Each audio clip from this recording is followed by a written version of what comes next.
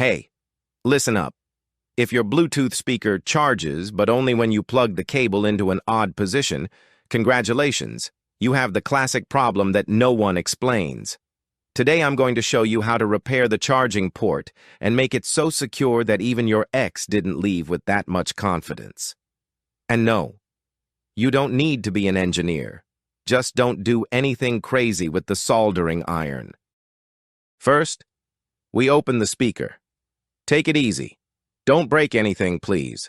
Remove the covers, rubber seals, mesh, anything that's in the way.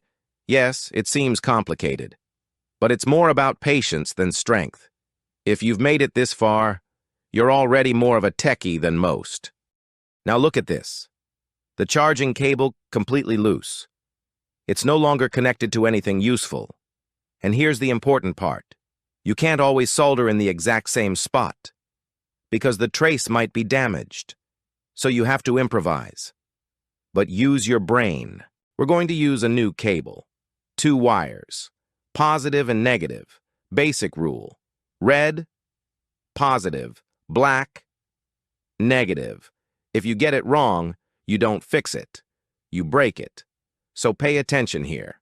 This is key. Now then, soldering iron in hand. But it's not just a matter of touching it and going. You have to heat it properly, apply clean solder, and make a firm solder joint. No weird balls or ugly globs. If it shines, it's perfect. If it's like chewing gum, try again. We connected the wires to the circuit, securely. And here's the pro tip. Tie the wire down or give it support. Yes, this prevents it from breaking again.